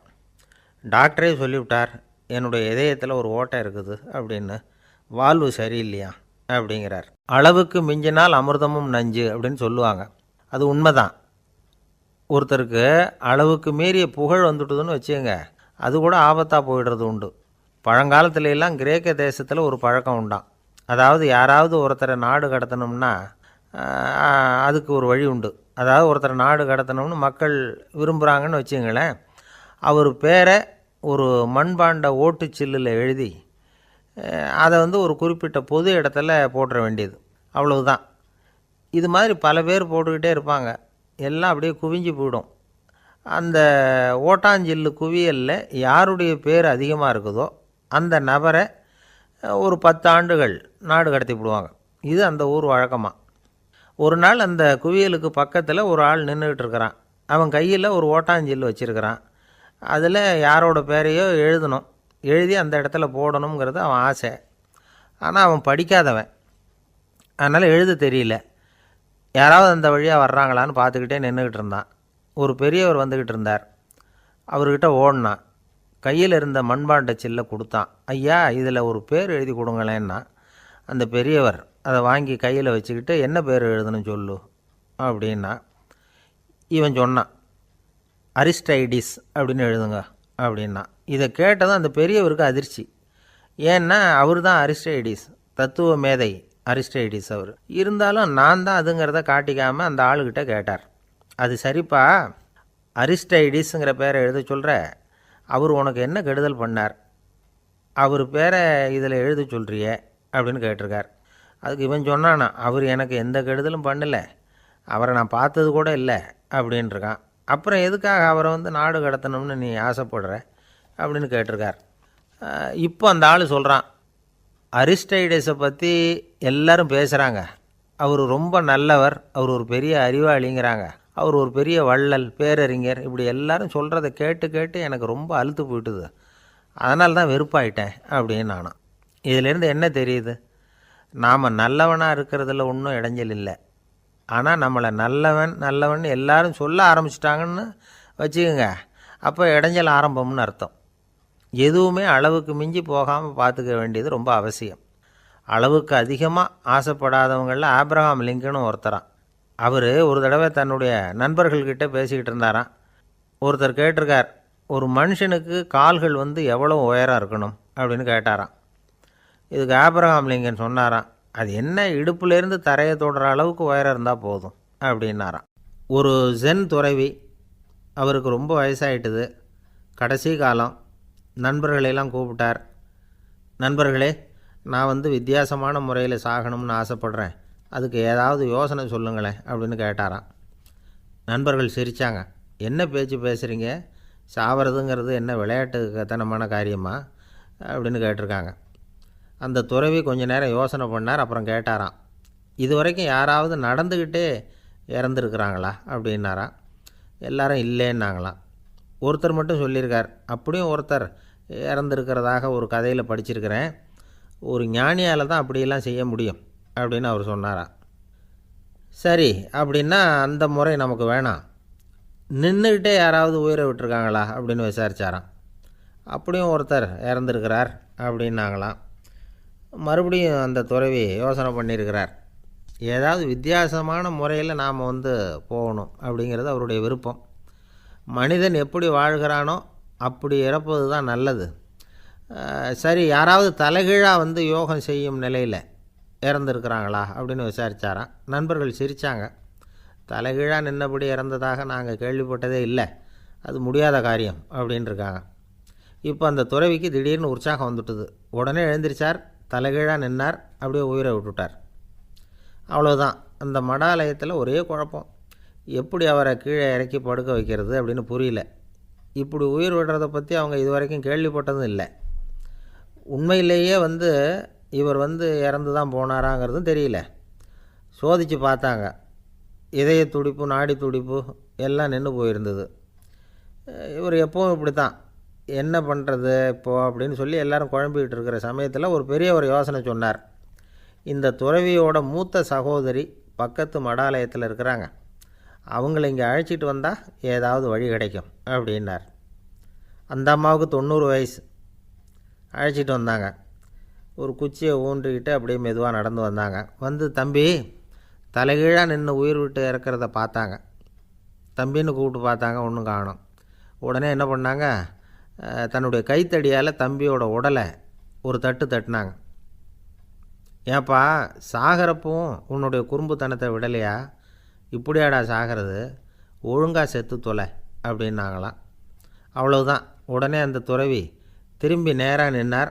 அக்கா, கோவப்படாத, நான் ஒழுங்காக சாகிறேன், எப்படி செத்தா என்ன, எல்லாம் எனக்கு ஒன்று தான் அப்படின்னு சொல்லிவிட்டு அப்படியே தரையில் படுத்து உயிரை விட்டாராம். அதுக்கப்புறம் அந்த அம்மா கோலை கையில் எடுத்துக்கிட்டு அப்படியே திரும்பி கூட பார்க்காம அவங்க பாட்டுக்கு போயிட்டாங்களாம். மரணத்தை ஒரு விளையாட்டாக ஆக்கிய அந்த துறவிக்கு வாழ்க்கையே ஒரு விளையாட்டாக தான் இருந்திருக்குது. எந்த நோக்கமும் இல்லாமல் செயல்படுறதுன்னா என்னங்கிறதும் அவருக்கு தெரிஞ்சிருக்குது. பயனை எதிர்பார்க்காமல் பணி செய்து வாழ்ந்து மறைந்த மகான் அவர். தம்முடைய தொழிலை விளையாட்டு போல் செய்ய தெரிஞ்சவருக்கு வாழ்க்கையே ஒரு விளையாட்டாக மாறிடும். எல்லாமே விளையாட்டாகி விடுகிற போது மரணமும் விளையாட்டாகிவிடும் அப்படிங்கிறது தான் அந்த தத்துவம். ஆனால் அதுக்கு முன்னாடி உங்களுக்குள்ளே இருக்கிற உண்மையான நடிகனை நீங்கள் அடையாளம் கண்டுபிடிக்கணும். நீங்கள் நடிக்க வேண்டியதே இல்லை, நீங்கள் ஏற்கனவே நடிச்சுக்கிட்டு தான் இருக்கிறீங்க. நீங்கள் இந்த உண்மையை தெரிஞ்சுக்கணும், அவ்வளவுதான். இதுதான் ஞானிகளுடைய கருத்து. நீங்கள் தெருவில் நடந்து போயிட்டுருக்கிறீங்க, எதிரில் வர்றவர் உங்களை பார்த்து எப்படி இருக்கிறீங்கன்னு கேட்குறார். நல்லா இருக்கிறேங்கிறீங்க. உண்மையிலேயே நாம் நல்லா இருக்க மாட்டோம், ஏதாவது உடம்புல கோளாறு இருக்கும். ஆனால் அப்படி சொல்லுவோம், நல்லா இருக்கிறேன் அப்படின்னு. அது நடிப்பு தானே. உங்களை சந்தித்ததில் ரொம்ப மகிழ்ச்சி அப்படின்னு சொல்கிறோம். உடனே கொஞ்சம் நிதானமாக யோசித்து பாருங்கள், உண்மையிலேயே உங்கள் மனசு மகிழ்ச்சி அடைஞ்சுட்டுதா? அது நடிப்பு தானே. வாழ்க்கையை சரியாக புரிஞ்சுக்கிட்டால் எல்லாமே நடிப்புங்கிறது புரியும். கல்யாண பத்திரிக்கை அனுப்பியிருந்தேனே, ஏன்டா வரலன்னு கேட்டான் ஒருத்தன். வந்திருந்தேனே அப்படின்னானா இவன். டேய், ஏன்டா போய் சொல்கிற, நான் பத்திரிக்கையே உனக்கு அனுப்பலையே அப்படின்ட்டுருக்கான் அவன். அதுக்கு இவன் சொன்னானா, பத்திரிக்கை அனுப்புனேன்னு நீ போய் சொல்கிறப்போ கல்யாணத்துக்கு வந்தேன்னு நான் போய் சொல்லக்கூடாதா அப்படின்னானா. ஒரு பெரிய பியானோ கலைஞர் வியன்னாவில் இருந்தார். ரொம்ப புகழ்பெற்ற இசை கலைஞர் அவர். இங்கிலாந்து மகாராணி விக்டோரியா அவருடைய சங்கீதத்தை கேட்கணும்னு ஆசைப்பட்டாங்க.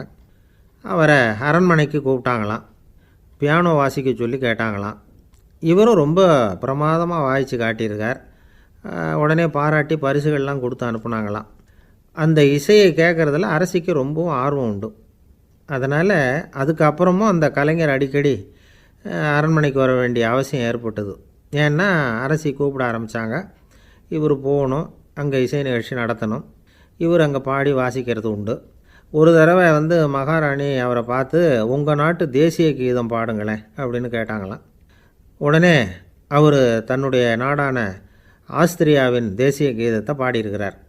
அவர் பாட ஆரம்பித்த உடனே மகாராணி எழுந்திரிச்சு நின்னாங்களாம். அதுக்கு மரியாதை செலுத்துகிற நோக்கத்தோடு பாட்டு முடிகிற வரைக்கும் அப்படியே நின்றுக்கிட்டு இருந்தாங்களாம். இதுதான் அந்த அரசியினுடைய பெருந்தன்மை. அதாவது நாட்டுப்பற்றுங்கிறது அந்த அளவுக்கு அப்படி இருக்கணும்.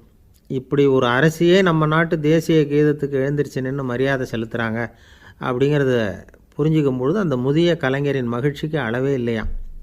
அதுக்கப்புறம் அந்த பியானோ கலைஞர் ஒரு நாள் தன்னுடைய நண்பர் ஒருத்தர்கிட்ட பேசிக்கிட்டு இருந்தாராம். அப்போ சொன்னாராம், மகாராணியார் எனக்கு எவ்வளவோ பரிசுகள்லாம் கொடுத்துருக்குறாங்க. ஒரு தடவை எனக்கு வைரக்கல் பதித்த அணி ஒன்றை கூட பரிசாக கொடுத்தாங்க. ஆனால் அதை விட உயர்ந்த விலை மதிக்க முடியாத அணி என்ன தெரியுமா? நான் என்னுடைய நாட்டு தேசிய கீதத்தை நான் பாடுறப்போ அவங்க எழுந்திரிச்சு நின்று மரியாதை செலுத்தினாங்களே, அதுதான் எனக்கு கிடைச்ச மிகப்பெரிய பரிசு அப்படின்னாராம். எனக்கு தெரிஞ்ச சங்கீத வித்வான் ஒருத்தர் இருக்கார். சமீபத்தில் ஒரு நாள் அவரை பார்த்தேன். எப்படி போயிட்டுருக்கு உங்கள் தொழில் அப்படின்னு கேட்டேன்.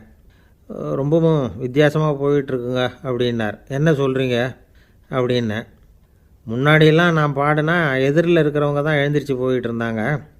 இப்போ எப்படின்னா நான் பாட ஆரம்பிச்சுட்டா உடனே பக்கவாத்தியக்காரனே எழுந்திரிச்சு போயிடுறான் அப்படின்னார் ரொம்ப வேதனையோட. பொங்கல் திருநாள். பொங்கல் திருநாள்னால் இது ஏதோ அறுவடை திருநாள் அப்படின்னு சொல்லுவோம். அதாவது வருஷம் பூரா நாம் பாடுபட்டு அதனுடைய பலனை அனுபவிக்கிற நாள் அப்படிங்கிறது நாம் சொல்லிகிட்டு இருக்கிறது. இது முக்கியமாக இது ஒரு நன்றி அறிவிப்பு நாள் அப்படின்னு சொல்லுவாங்க. இன்றைக்கி நிறைய நன்றி அறிவிப்பு கூட்டம்லாம் நடந்துக்கிட்டு இருக்குல்ல, அது மாதிரி விவசாயிகள் நடத்துகிற ஒரு நன்றி அறிவிப்பு விழா இது. யாருக்கு நன்றி சொல்கிறாங்கன்னா ஆதவனுக்கு.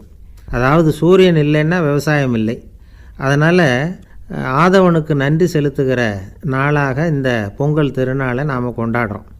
அதாவது இந்த பொங்கலில் விவசாயிகள்கிட்டேருந்து நிறைய பண்புகளை நாம் தெரிஞ்சுக்க வேண்டிய நாள் இது. விவசாயிகள் அவங்க விவசாயம் முன்னேறி இருக்கிற அளவுக்கு விவசாயிகளுடைய வாழ்க்கை தரம் முன்னேறலை. அந்த அளவுக்கு அவர்கள் நாட்டுக்காக உழைச்சிக்கிட்டு இருக்கிறாங்க.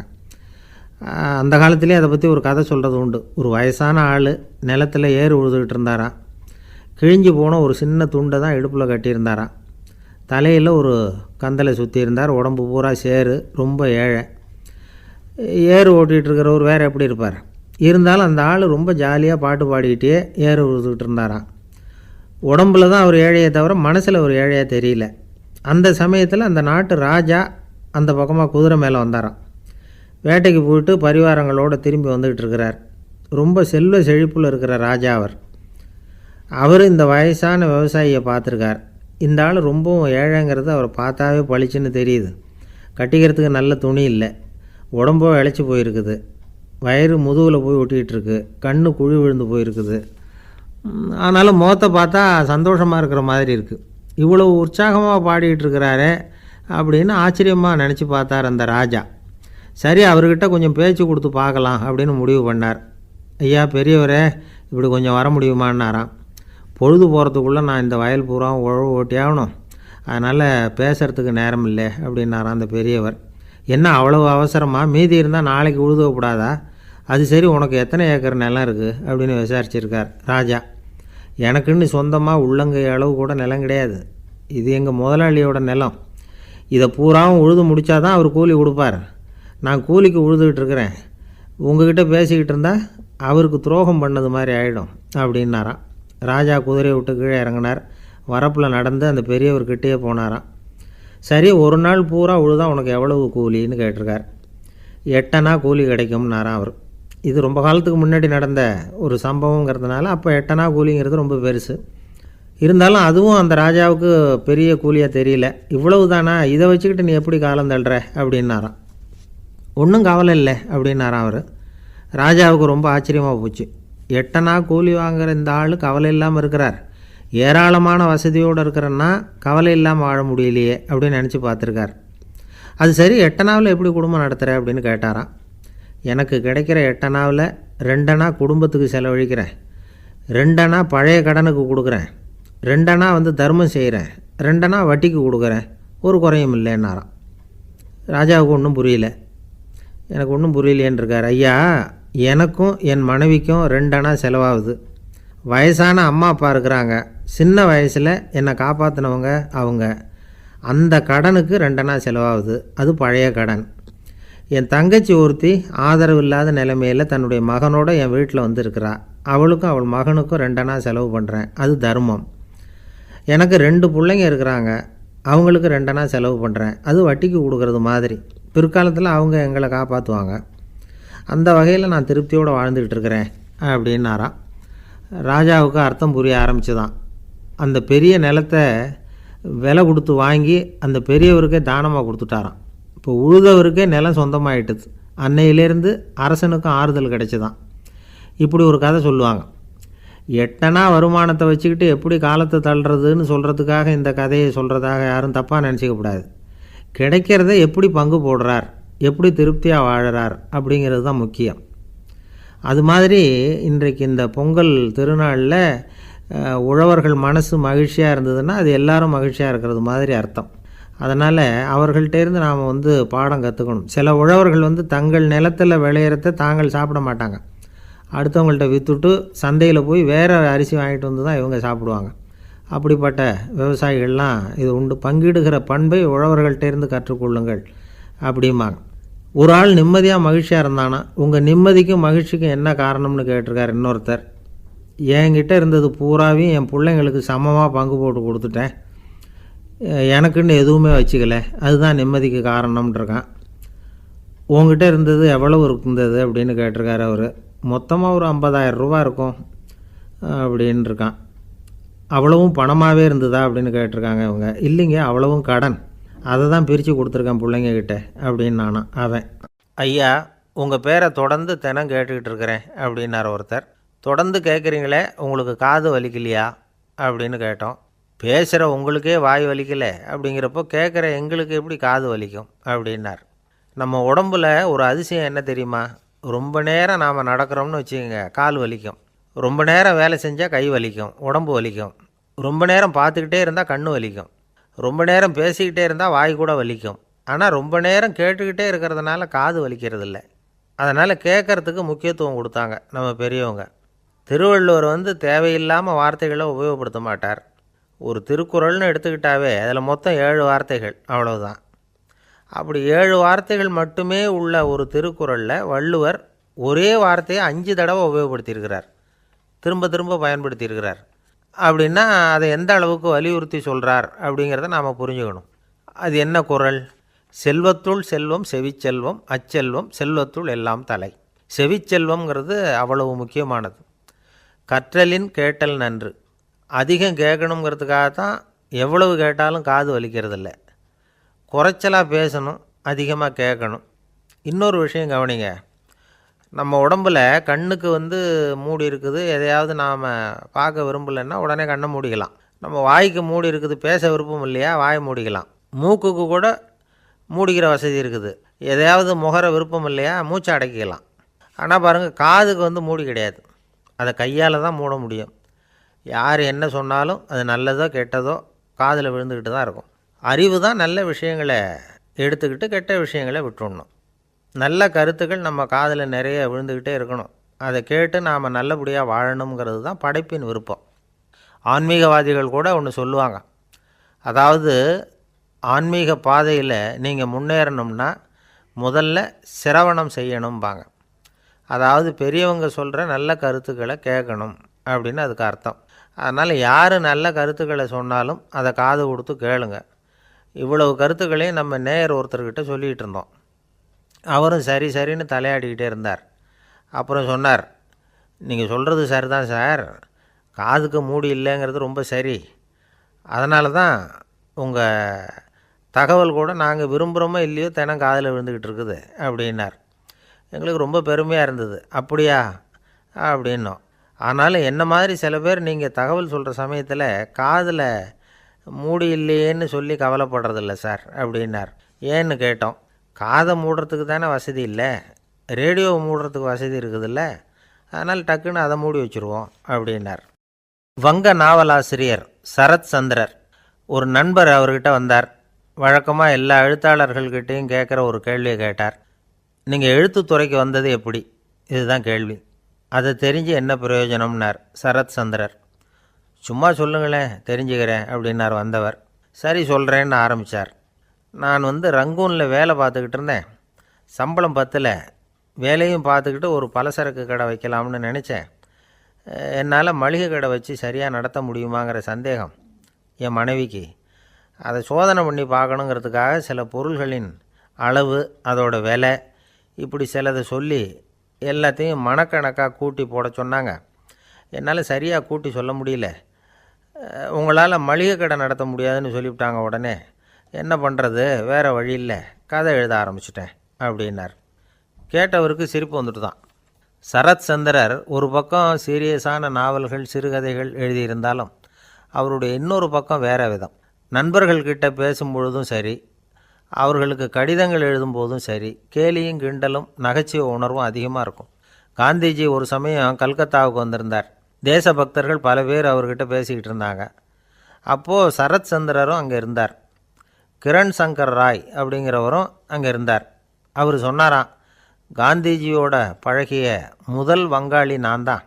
போயர் யுத்த காலத்தில் இவர் லண்டனுக்கு வந்திருந்தப்போ என்கிட்ட தான் வங்காள மொழி கற்றுக்கிட்டார் அப்படின்னாராம். உடனே சரத் சந்திரர் காந்திஜியை பார்த்து, இவர் உங்களுக்கு வங்காள மொழி கற்றுக் கொடுத்தது உண்மைதானா அப்படின்னாராம். ஆமான்னாராம் காந்தி. அதனால தான் உங்களால் வங்காள மொழி கற்றுக்க முடியல அப்படின்னாராம். எல்லாரும் சிரித்தாங்களாம். சரத் சந்திரர் சாம்தாபேர் அப்படிங்கிற கிராமத்தில் தங்கியிருந்தார். ஒரு இலக்கிய நிகழ்ச்சியில் கலந்துக்கிறதுக்காக. அதுக்காக ஒரு கல்கத்தாவுக்கு போக வேண்டிய சூழ்நிலை. அதுக்காக புறப்பட்டார். அந்த சமயத்தில் பின்னாடி இருந்து யாரோ அவரை கூப்பிட்டாங்க. இப்படி கூப்பிட்டவரை பார்த்து இன்னொருத்தர் யாரோ அதட்டி இருக்கிறாங்க. போகிறவரை ஏன் இப்படி கூப்பிடுறீங்க அப்படின்னு. ஏன் கூப்பிட்டா என்னன்னு கேட்டிருக்கார் சரத் சந்திரர். புறப்படுறவங்கள பின்னாடி இருந்து கூப்பிடுறது அபசகுனம், போகிற இடத்துல ஏதாவது ஆபத்து வரலாம் அப்படின்னு அதுக்கு விளக்கம் கொடுத்துருக்கிறார் அவர். உடனே சரத் சந்திரர் சொன்னாராம், இதோ இவங்க என்னை இலக்கிய கூட்டத்துக்கு அழைச்சிட்டு போகிறாங்களே, இதை விட வேறு என்ன ஆபத்து வந்துட போகுது அப்படின்னாராம். இப்படி சரத் சந்திரருக்கு இயல்பாகவே நகைச்சுவை உணர்வு உண்டு. அவருடைய நண்பர் ஒருத்தர் வீட்டுக்கு கூப்பிட்டுருந்தார். அங்கே ஒரு கச்சேரிக்கு ஏற்பாடு பண்ணியிருந்தாங்க. சரத் சந்திரருக்கு இயல்பாகவே கச்சேரியில் நீண்ட ஆலோசனையெல்லாம் கேட்குறதுக்கு பொறுமை இருக்காது. அதனால் மெதுவாக பாட போகிறவர் எப்படி அப்படின்னு கேட்டிருக்கார். அவருக்கு ரொம்ப நல்லா பாட தெரியும் அப்படின்னு சொல்லியிருக்கிறாங்க. அதுக்கு சரத் சந்திரர், பாட தெரியுங்கிறது சரி, பாட்டை நிறுத்த தெரியுமா அதை சொல்லுங்கள் முதல்ல அப்படின்னாராம். கங்கை கரை தோட்டம் பக்கத்தில் ஒரு ஆசிரமம், அங்கே ஒரு பெரியவர் தங்கியிருக்கிறார். அவர் தான் ராமகிருஷ்ண பரமஹம்சர். அந்த ஆசிரமம் இருந்த இடம் கரக்பூர். வங்காளத்தில் பொதுவாக எல்லோரும் மீன் சாப்பிட்றது உண்டு. கங்கையில் குளிச்சுட்டு கையில் ஒரு மீனோடு வர்றது வழக்கம். இவர் இருக்கிற இடத்துக்கு கங்கையில் படகு வழியாக வரணும். அப்படி தான் எல்லோரும் வருவாங்க. வர்றவங்கள ஒன்று கூட்டி ஆன்மீக விஷயங்களை பற்றி பேசிக்கிட்டு இருப்பார். ஒவ்வொரு நாள் ஒவ்வொருத்தர் நகரத்துக்கு போகணும். வரும்பொழுது மீன் கொண்டுக்கிட்டு வரணும். அதுக்கு ஒரு அட்டவணையே உண்டு ஆசிரமத்தில். அது பிரகாரம் ஒரு நாள் சுவாமி யோகானந்தர் படகில் போனார். படகை செலுத்தினவங்க ராமகிருஷ்ணரையும் சுவாமி யோகானந்தரையும் மற்றவங்களையும் பித்தர்கள் அப்படின்னு சொல்லி ஏளனமாக பேசினாங்க. அவங்க என்ன பைத்தியம் பிடிச்சவங்க அப்படிங்கிறது மாதிரி. சுவாமி யோகானந்தருக்கு ரொம்ப மென்மையான இதயம். இவங்க இப்படி கண்ணாபின்னான்னு பேசுகிறத பார்த்தா மீனை வாங்கிட்டு திரும்புகிறப்போ என்ன நடக்குமோ அப்படிங்கிற பயம் வேறு வந்துட்டுது அவருக்கு. அவ்வளவு மென்மையானவர். இதை தெரிஞ்சுக்கிட்ட ராமகிருஷ்ணர், யோகானந்தா இங்கே வா அப்படின்னு கூப்பிட்டார். இவர் கண்ணீரை தொடச்சிக்கிட்டே கிட்ட போனார். சொன்னார், ஐயா, படகு ஓட்டுறவங்க உங்களை பற்றி மோசமாக பேசுகிறாங்க. என்ன திட்டினா பரவாயில்ல, ஆனால் உங்களை அவங்க திட்டுறாங்க, அதை என்னால் தாங்கிக்க முடியல அப்படின்னார். இதை கேட்டதும் ராமகிருஷ்ணருக்கு கோபம் வந்துட்டு தான். என்னது, உன்னுடைய குருவை பற்றி அவங்க மோசமாக பேசும்பொழுது நீ சும்மா இருந்தியா, வெளியில் போ அப்படின்னு விட்டார். குரு நிந்தனை செய்கிறப்போ அதை கேட்டுக்கிட்டு சும்மா இருக்கலாமா? குரு நிந்தனையை கேட்டால் பாவம் இல்லையா? என்னை தூற்றும்போது அவங்க பாவம் செய்கிறாங்க, அதை கேட்டுக்கிட்டு நீ சும்மா இருந்தால் நீயும் பாவம் செய்கிற அப்படின்னாராம். அடுத்த நாள் சுவாமி நிரஞ்சனானந்தர் போக வேண்டிய நாள். இவர் படகுல போகும்பொழுதும் அதே மாதிரி நடந்து தான். அவங்க மோசமாக பேச ஆரம்பித்தாங்க, திட்ட ஆரம்பித்தாங்க. அப்படி கேலி பண்ண ஒருத்தனை இவர் என்ன பண்ணார், பலார்னு கன்னத்தில் அரைஞ்சிட்டார். இன்னொருத்தனை கங்கையில் தூக்கி எறியறதுக்கும் தயாராகிட்டார். அதுக்கப்புறம் அவங்க யாரும் வாயை திறக்கலை. மீன் வாங்கிட்டு வர்றப்பவும் படகுல ஒரே அமைதி. அவ்வளவு பயம் அவங்களுக்கு. ராமகிருஷ்ணர் கூப்பிட்டு விசாரித்தார் என்ன நடந்ததுன்னு. இவர் சொன்னார், அவர் யோகானந்தா போகும்பொழுது என்ன நடந்ததோ அப்படியே தான் இப்போவும் நடந்தது. குரு நிந்தனை செய்கிறத கேட்டுக்கிட்டு நான் சும்மா இருப்பேனா? ஒருத்தனை அப்படியே அரைஞ்சுட்டேன், இன்னொருத்தனை ஆற்றுல தூக்கி போட்டுருவேன்னு பயமுறுத்தினேன், அவ்வளவுதான் அப்படின்னாராம். இப்போவும் ராமகிருஷ்ணருக்கு கோபம் வந்துட்டு தான். என்ன இது, அணியறது காஷாயம், இருக்கிறது ஆசிரமம், உனக்கு இவ்வளவு கோபம் வந்ததுன்னா அப்புறம் என்னத்துக்கு ஆசிரமத்தில் இருக்கணும், பிரம்மச்சாரி எப்பவும் அமைதியாக இருக்கணும் அப்படின்னு அறிவுரை சொன்னாராம் ராமகிருஷ்ணர். அப்போ இவர் கேட்டாராம், ஏங்க அவருக்கு ஒரு விதமான அறிவுரை சொன்னீங்க, எனக்கு வேறு விதமாக அறிவுரை சொல்கிறீங்க, இதில் எது உண்மை அப்படின்னு கேட்டிருக்கார். இதுக்கு ராமகிருஷ்ணர் சொன்ன பதில் என்னென்னா, அட அசடே, சக்கரத்தில் காற்று அதிகமாக இருந்தால் குறைக்கணும், குறைச்சலாக இருந்தால் கூட்டணும். அவன் சாது, அவனுக்கு அதிக உணர்ச்சி தேவை, உனக்கு படபடப்பு அதிகம், உனக்கு பொறுமை தேவை அப்படின்னாராம். இதில் உள்ள கருத்து என்னென்னா, கல்விங்கிறது எப்படின்னா அதை சூழ்நிலைக்கு தகுந்த